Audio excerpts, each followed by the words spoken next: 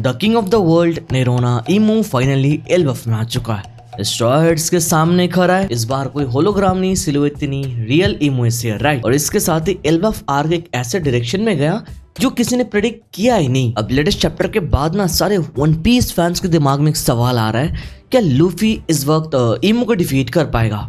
The short answer is no. कोई भी one piece fan जिन लोगों ने मांगा रीड करके रखा उनको यहाँ पर पता है लूफी अभी उस लेवल पर गया नहीं कि वो फाइनल विलन के साथ फाइट करके उसको यहाँ पर हरा देगा। And my God telling me उसको डिफीट करने के लिए लूफी को गियर 6 अनलॉक करना पड़ सकता है। Yes, you heard it right. अब बहुत सारे लोग सवाल कर सकते हैं कि यहाँ पर गियर 5 तो कुछ टाइम पहले आया, गियर 6 कुछ ज्यादा नहीं हो रहा है? बिल्कुल भी नहीं मेरे भाई। इसके बारे में आज हम लोग बात करेंगे।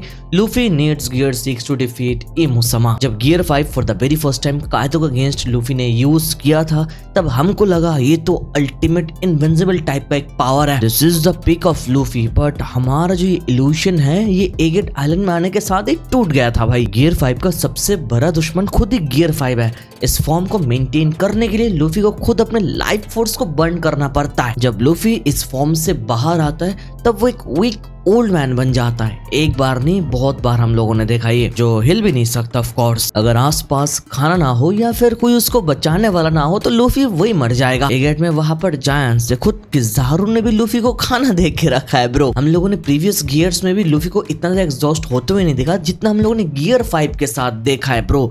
एक फाइट करता है, फाइट के बीच में 2 बार वो थकता है और 2 बार ओल्ड मैन का फॉर्म आ जाता है और उसको दोबारा खाना खिलाना पड़ता है भाई। अब मुझे पता है तुम लोग कहोगे तो भाई लूफी ने तो गियर 5 के साथ किज़ारू को डिफीट कर दिया था और 5 गुरुसे के साथ एक साथ भी रहा। तो सुनो भाई, फैक्ट्स को थोड़ा यहाँ पर डिटेल में देखता है। लूफी वर्सेस किज़ारू में लूफी जरूर जीता, बट क्या किज़ारू ने यहाँ पर 100% इमोशनली ट्राई किया?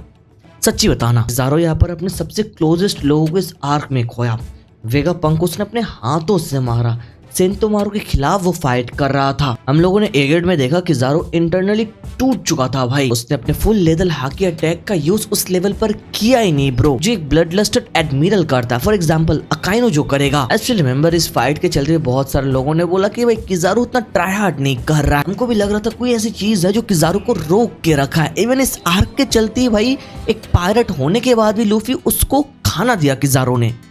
तो इससे ही तो पता चलता है he didn't try that much, but still Luffy को किज़ारू को डाउन करने के लिए अपनी पूरी एनर्जी एग्जॉस्ट करनी पड़ी। अगर वहां पर खाना नहीं होता तो लूफी से पहले किज़ारू रिकवर कर लेता भाई, बिना कोई डाउट के। अब पॉइंट बी के बारे में बात करता है, गुरु से वर्सेस लूफी का सिनारियो। एगेट में लूफी ने उसके साथ पिलम पहल किया, उनके साथ फुटबॉल खेला, उनका पिज्जा बनाकर फेंक दिया। ये मांगा चैप्टर रीड करने में मजा आया, एनिमेशन में देखने में अच्छा लगा, बट एंड रिजल्ट क्या है?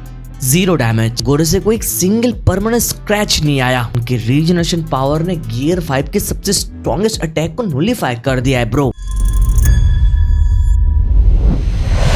तो इस सिनारियो लॉजिकली हमारे सामने क्या आता है? अगर लूफी गियर 5 के साथ किज़ारू जो ट्राई हार्ड नहीं कर रहा उसके साथ फाइट करते वो एग्जॉस्ट होता है। अगर लूफी 5 गुरु से जो इमू के सर्वेंट्स हैं उनको एक सिंगल खरोच तक नहीं दे पाया परमानेंटली और अपने स्टेमिना लूज करके एगेट आर्क छोड़ के भागना पड़ा, तो लूफी उनके सुपीरियर से भी ज्यादा superior the final villain of One Piece Imu को कैसे हराएगा इस पावर के साथ? इमू की पावर लेवल इतना ही ज्यादा होने वाला है कि हमारे इमेजिनेशन से बाहर जाने वाला है ब्रो। लूफी अभी जिस स्टेट में फाइट करता है स्टेट में लूफी इमू के अगेंस्ट 10 मिनट तक भी नहीं टिक पाएगा ब्रो। और हाँ, मोरल के थ्रू हम लोगों को क्या पता चला ब्रो?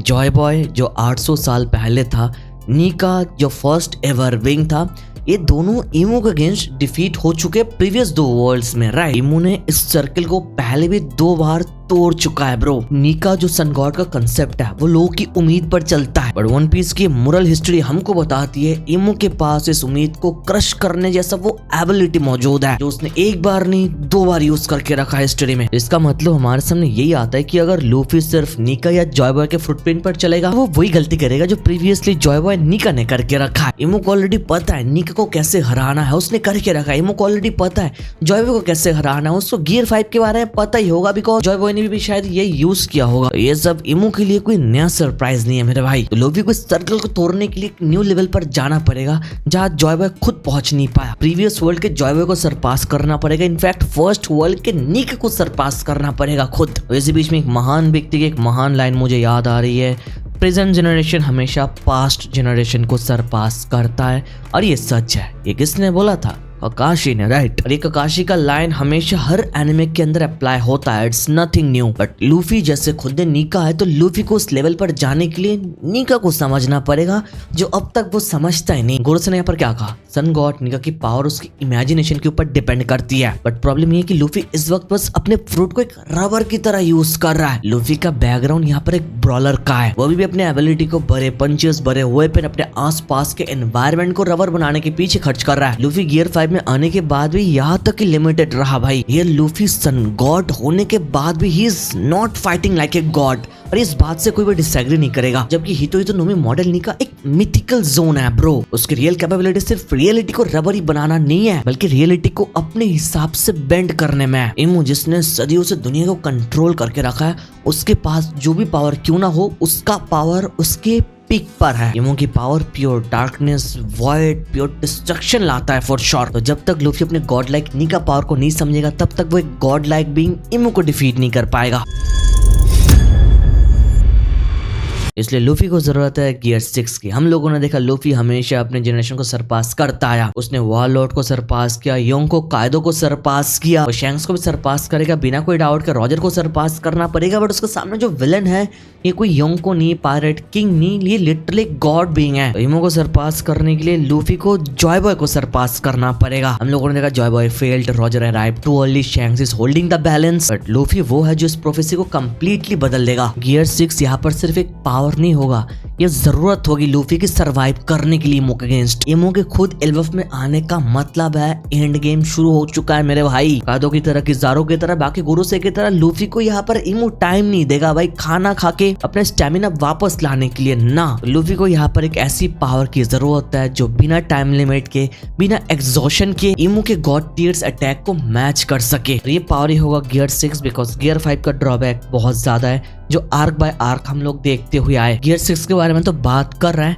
बट ये गियर 6 कैसा हो सकता है, मैं इसका नाम देना चाहूंगा द टोटल अवेकनिंग। अबे गियर 5 में लूफी का टेबल फ्रूट उसके हाकी पर ओवर पावरिंग हो जाता है, हमने देखा। और गियर 6 वो पॉइंट होगा जब लूफी का सुप्रीम किंग हाकी और निका का विल 100% सिंक्रोनाइज हो जाएंगे। लूफी जैसा हंसता रहता है, गियर 6 में लूफी हंसेगा नहीं, सीरियस होगा। बिकॉज फाइनल विलन इमू वो वाइब देता है, उसके साथ वाइब मैच करके फाइट होगा तो ही ऑडियंस को मजा आएगा, राइट। जैसे लूफी का नाम सन गॉड है, तो gear 6 the final awakening should be that power of sun जो इमो के डार्कनेस को जला देगा। लूफी अपने heart beat, drums of liberation को कंटिन्यूअसली कंट्रोल करेगा बिना अपने लाइफ फोर्स को बंद किए। पूरा नेचर और सराउंडिंग यूनिवर्स उसकी एनर्जी का सोर्स बनेगा, just like actual Sun God. यहाँ पर बस चीजों को रबर बनाना नहीं, गियर 6 के साथ लूफी कंसेप्ट के साथ खेलेगा। इमो के अटैक को टच किए बिना रिफ्लेक्ट करना, टाइम और स्पेस को स्लाइटली बेंड करना, या अपने हाकी से ऐसे फिजिकल मैनिफेस्टेशन बनाना जो गोरोसे के इमॉर्टलिटी को बाईपास करके उनके सोल या फिर उनके ओरिजिन पे डायरेक्ट हिट करे। Yes, gear 6 true awakening should be that power जो डायरेक्टली सोल को हिट करेगा,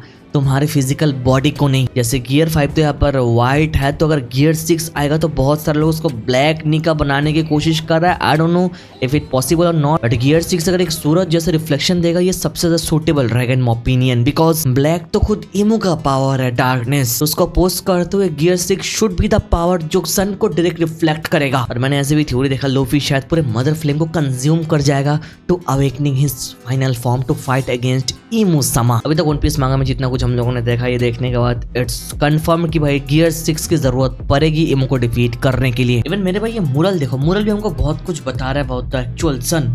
लूफी का नाम सन गॉड होने के बाद भी प्रीवियस वर्ल्ड में देखो ये सन किसके पास था, इमो के पास था।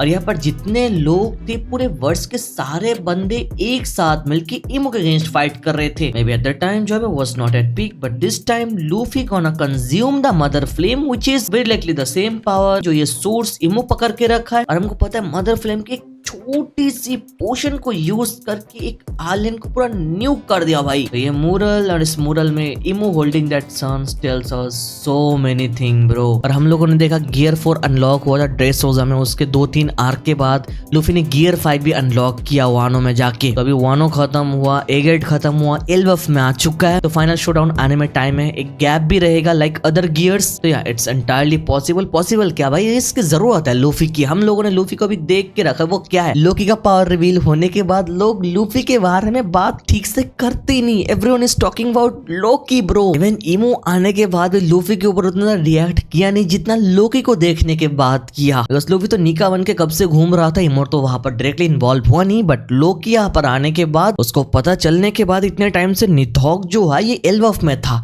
तो वो यहाँ पर डायरेक्टली एल्बफ में आ चुका है। तो लूफी को उस लेवल पर जाना पड़ेगा कि वो सबसे सुपीरियर लगे ना, ऑफ कोर्स इमो के साथ फाइट करने के लिए उस लेवल की पावर की जरूरत है। बहुत सारे लोग इसके बारे में मुझे सवाल करते हैं, तो इस टॉपिक पर मैंने सोचा कि चलो ब्रेक वीक के चलते वीडियो बनाता है।